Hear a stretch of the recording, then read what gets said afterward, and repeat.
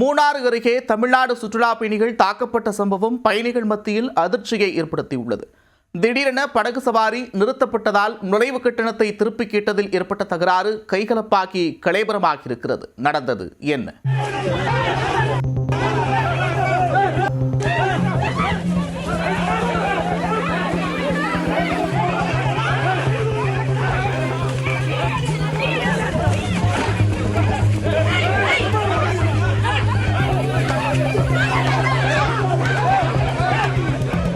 இயற்கை எழில் கொஞ்சம் பகுதியில் படகு சவாரி செல்வதற்காக மாநிலம் விட்டு மாநிலம் சென்ற இடத்தில் ஏமாற்றமே மிஞ்சியதால் அதிருப்தியடைந்த சுற்றுலா பயணிகள் கட்டிய பணத்தை திருப்பி கேட்டுள்ளனர். அதற்கு உரிய பதில் கொடுக்காமல் வாக்குவாதம் செய்ததால் இரு தரப்பினரிடையே மோதல் வெடித்துள்ளது. அத்துமீறியவர்கள் மீது உரிய நடவடிக்கை எடுக்கப்படுமா?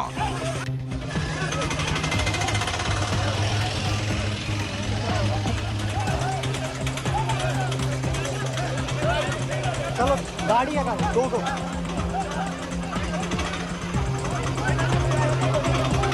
कार है पीछे देखना कार है. கேரள மாநிலம் இடுக்கி மாவட்டத்தில் உள்ள மூணாறு முக்கிய சுற்றுலா தலங்களில் ஒன்றாக உள்ளது. மூணாறு செல்பவர்கள் அங்கிருந்து 13 கிலோமீட்டர் தொலைவில் உள்ள ஆனைச்சல் பகுதிக்கு செல்வது வழக்கம். இந்த நிலையில் ஆனைச்சலில் உள்ள செங்குளம் அணைக்கு தமிழ்நாட்டைச் சேர்ந்த 45 சுற்றுலா பயணிகள் சென்றுள்ளனர். கேரள நீர்மின் சுற்றுலா கழகத்தின் சார்பில் இயங்கும் இந்த மையத்தில் மோட்டார் படகுகள் மற்றும் அதிவேக படகுகளில் பயணம் செய்ய கட்டணம் செலுத்தியுள்ளனர். எதிர்பாராத விதமாக கனமழை பெய்து மோசமான வானிலை நிலவியுள்ளது.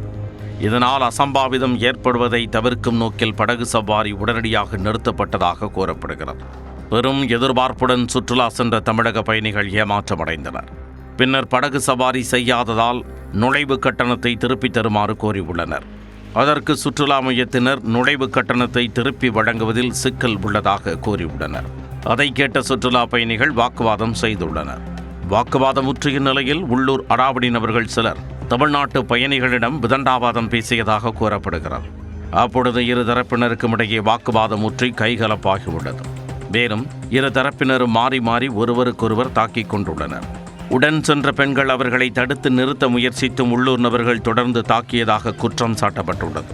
தாக்குதல் தொடர்பான வீடியோ வெளியாகி சுற்றுலா பயணிகள் மத்தியில் அதிர்ச்சியை ஏற்படுத்தியுள்ளது. படகு சவாரி ரத்து குறித்து முன்கூட்டியே சுற்றுலா கழகம் அறிவிப்பு வெளியிடுவதுடன் சுற்றுலா வரும் பயணிகளுக்கு உரிய பாதுகாப்பு வழங்க வேண்டும் என்றும் வலியுறுத்தப்பட்டுள்ளது.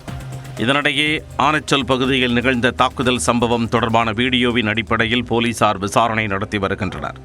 விசாரணையின் முடிவில் அடுத்த கட்ட நடவடிக்கை எடுக்கப்படும் என்று கேரள போலீஸ் தரப்பில் தெரிவிக்கப்பட்டுள்ளது.